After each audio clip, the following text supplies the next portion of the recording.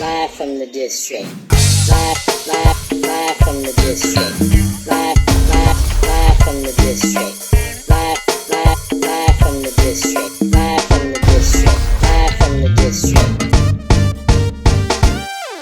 Welcome to another edition of Live from the District. I'm Easy Street, and we're at 12 Story, 4th DC.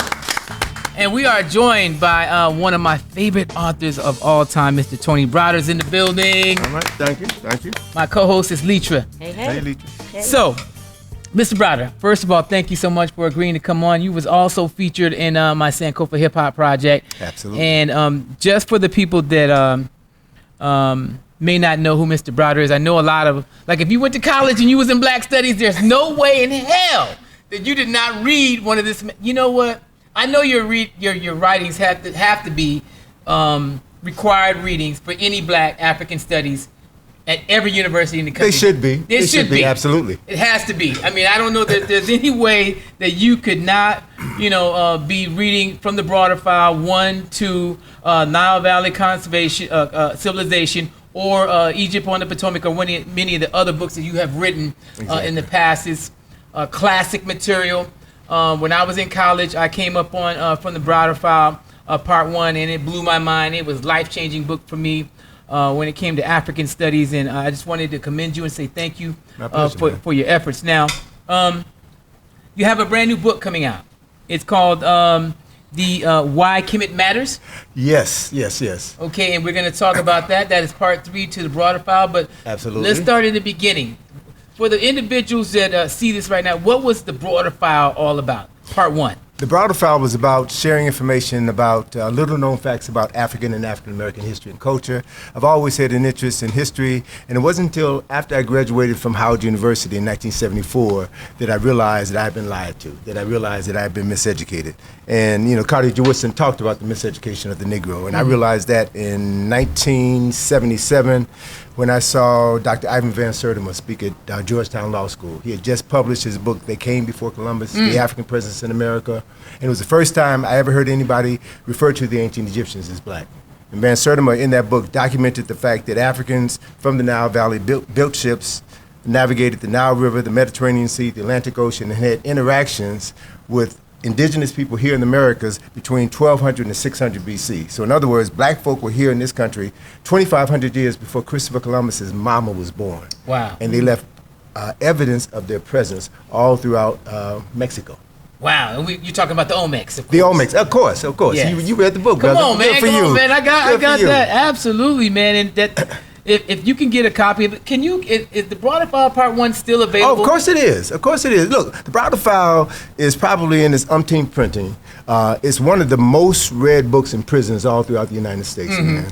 The book is doing phenomenally well. It was written almost 34 years ago. And still is an introduction to African and African American history and culture. It's a classic, if I must say so myself. Oh, absolutely, no question. The 33 strategies, survival strategies of African Americans, Part 2, one of my favorites, and I can't wait to get into Part 3, which is Why Kemet Matters. But what is Kemet? Kemet is the original name for the country that we call Egypt.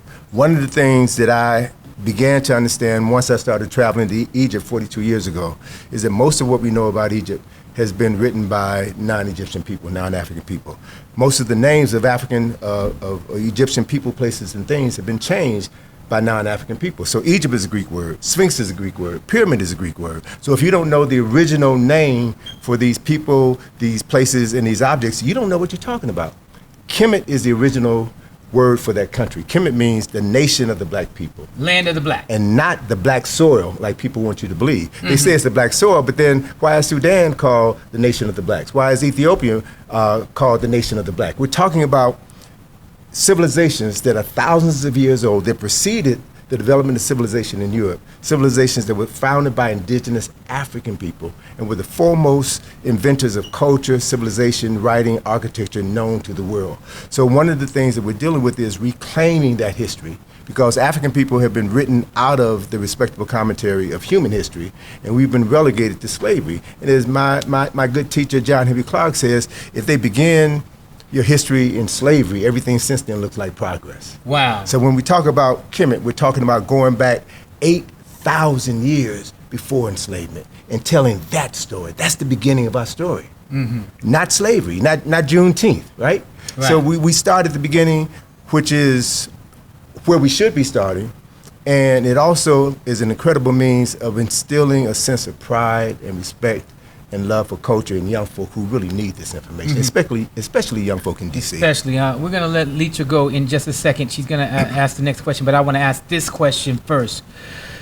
In the context of what you just said, it's just amazing to me and also disappointing that you have a governor in Florida right now trying to erase our history and not have it available for young people in schools, colleges, and it's just the same old thing though, because they've been doing this for such a long time. Absolutely. But look, man, it's not just the governor of Florida. It's the governor of Virginia, Yankin. It's the governor of Texas. Multiple governors throughout the United States, multiple officials throughout the United States want to erase our history, want to say that the slavery, they want to eliminate the word slavery and say that we were unpaid workers, right?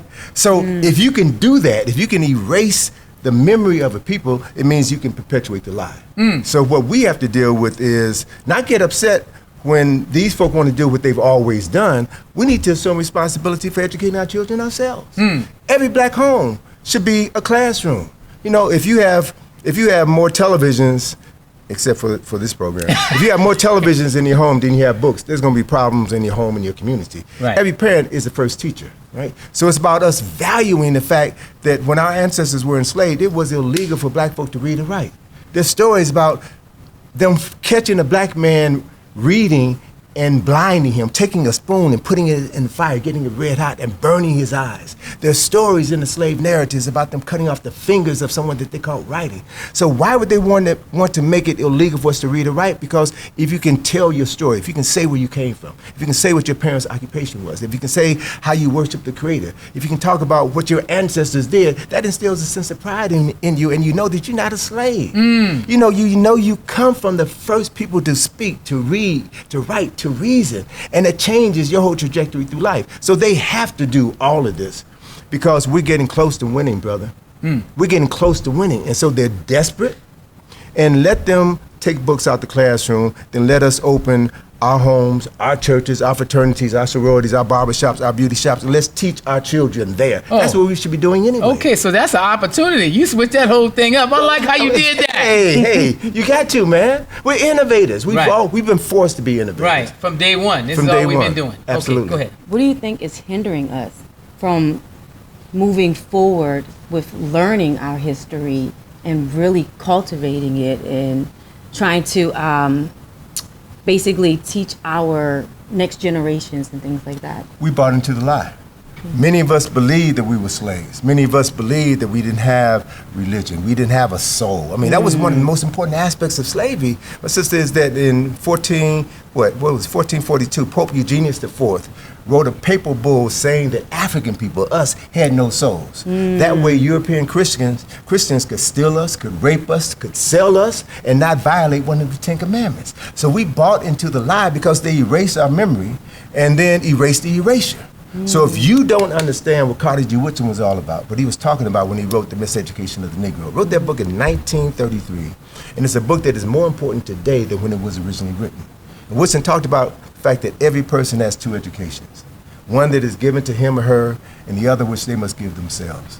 And the education that you give yourself is what constitutes your real education.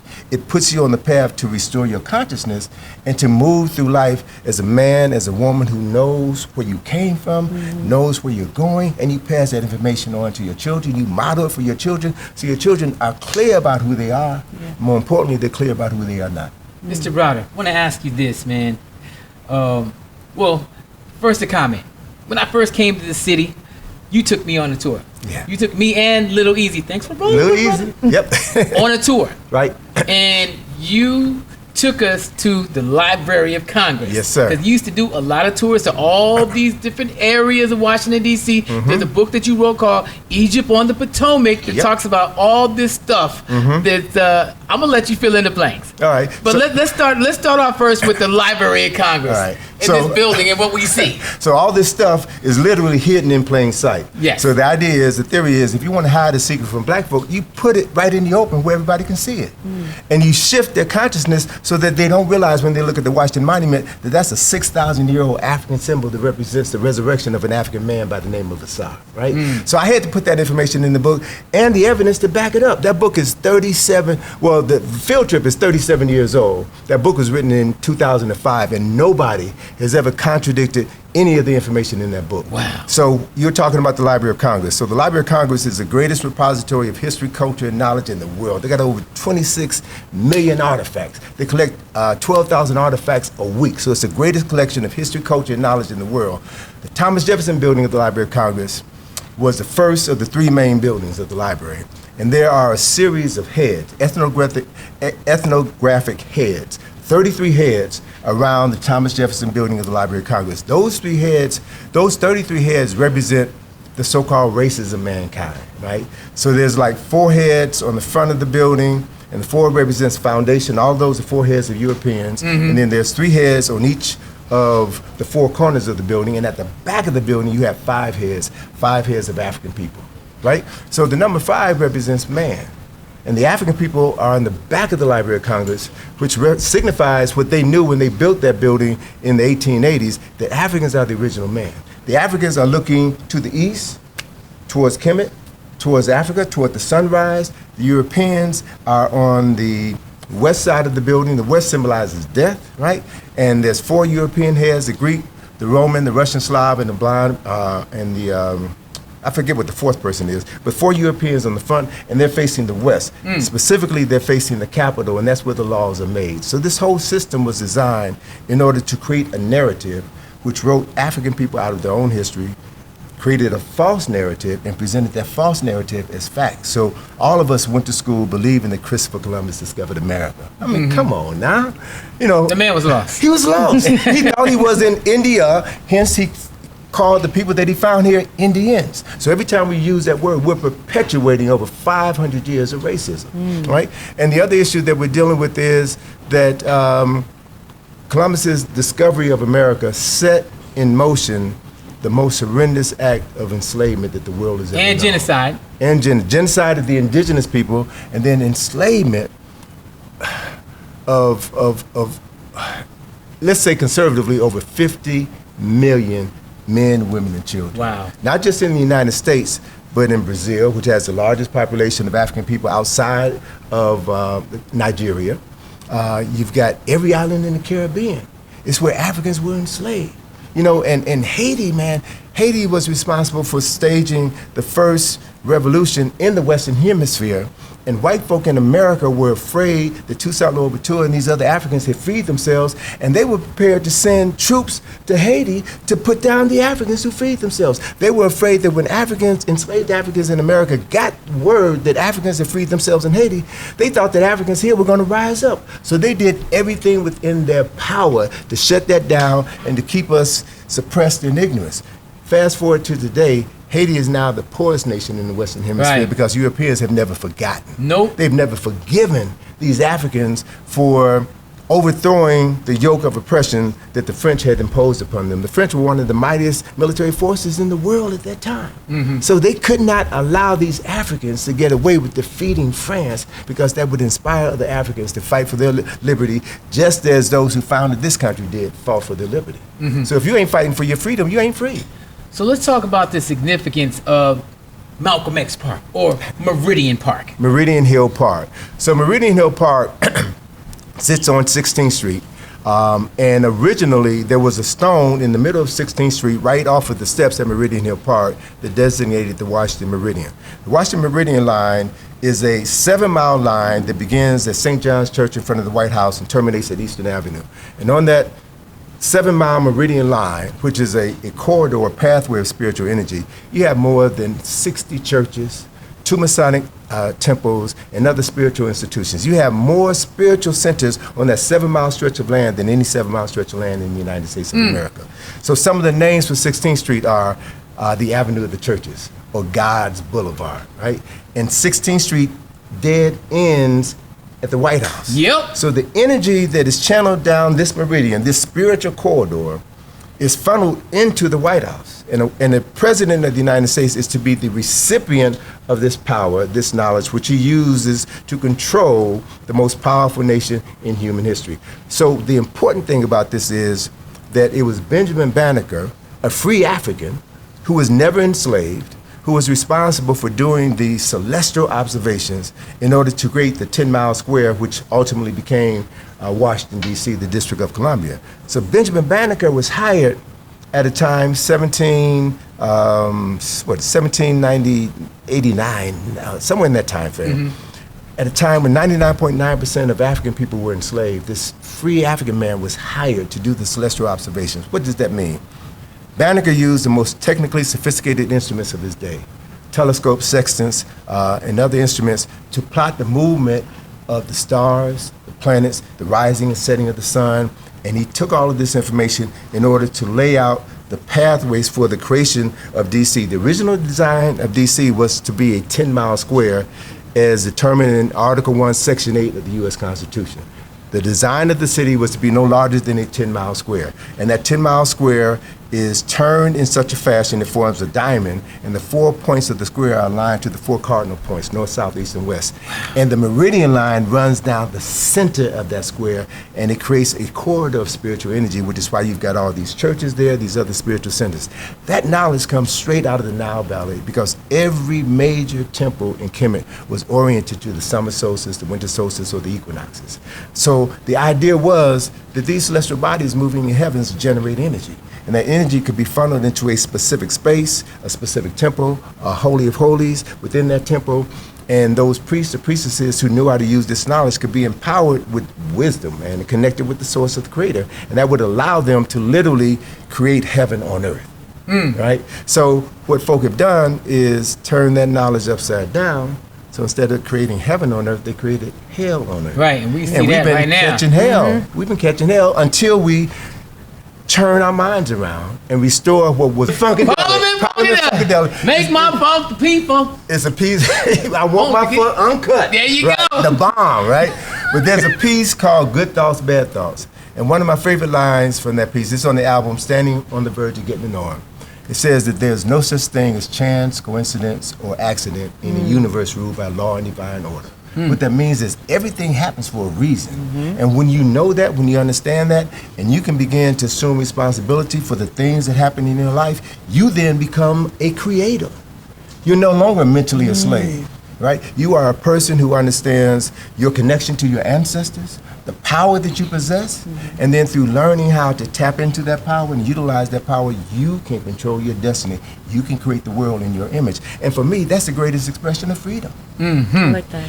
Mr. Browder, I want to ask you this. Why do you think that some of these architects that built the White House, that built the U.S. Capitol, that built the Tekken, the Washington Monument, and all these other structures, the Lincoln Monument, why do you think that they use these African principles and hid these things in perfect sight? Because our fingerprint and our imprint is definitely on all these things. Absolutely. Well, think about this, man.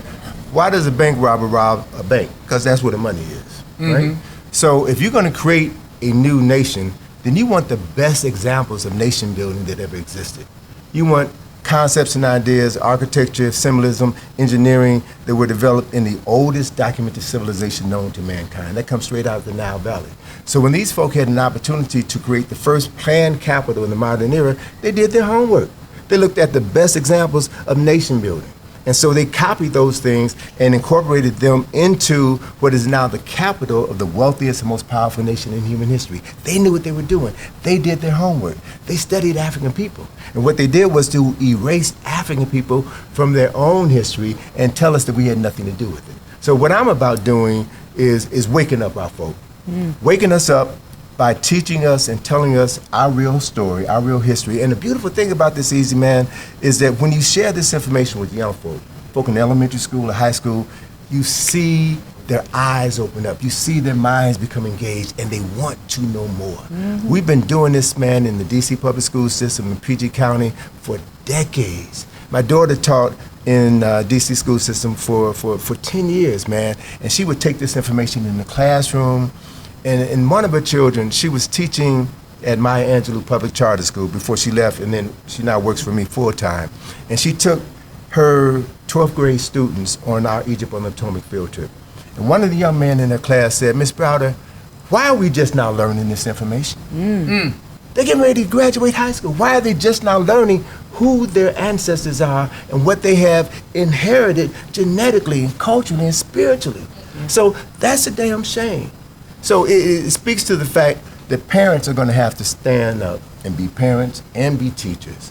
Force school systems to get the books that will transform the consciousness of those young people in their classroom. Just as people are saying, we don't want our children to read this book, we need to be saying we want, in the districts where we have control, we want our children to read these books. We want our children to learn this information because we know what the outcome is going to be. So DC has been racked with a dramatic uptick in crime among young folk, right? And most of these young folk, man, are all looking for the same thing. They're looking for somebody to love them. They're looking for someone to tell them that you matter, your life has value, that you come from a people whose lives have value. And I guarantee you, when you sit down with the brother or sister and you teach them the knowledge of who they are, it changes their thinking changes their behavior changes their speech, and then they change everything about them. So if you want to transform society, you transform the minds of the youth, and these young folk will take this information and they will change the world, because that's what young folk have always done. And we need that. Absolutely. We need that. So before we wrap up, let's talk about the brand new book, Why Kemet Matters, Part 3 of The Browder File series. Well, you know, there's been a lot of debate as to what Kemet is, what it's not. And so I'm one who believes in presenting facts, and knowledge cancels out ignorance. So it's about producing information that tells the story of who we are, what our ancestors have done, what we have inherited, and presenting that information to those who want to know. You know, I'm not about proselytizing. The information is here, and if you want to know the information, read it, internalize it, and you will feel the difference within your soul. So it's about providing materials, documentation that will help those people that are looking to help themselves. And if we get enough people doing that, we will see a dramatic change in our houses, in our communities, in our city, and the nation. That, I feel, is the solution to many of the problems that we encounter. All right, can't wait to get this brand new book. One final thing, because you have an institute here that's right in Northwest DC. 1816 12th Street, Yeah, brother. it's right there that you can be able to, all this stuff that we're talking about is all in one place. Talk about the institute really quick. Well, we've been located in Thurgood Marshall Center for 17 years. We do lectures, we host conferences. That's where we start our Egypt on the Potomac field trip activities. They're held the first Saturday of each month. So if anyone is interested in anything that I've talked about, if you want more information, go to our website, www.ikg-info.com. That's ikg-info.com. All right, Tony Browder. All right. Yes, sir, the great one, on today's edition of Live from the District. Thanks for tuning in. Live from the district. Live from the district. Live from the district.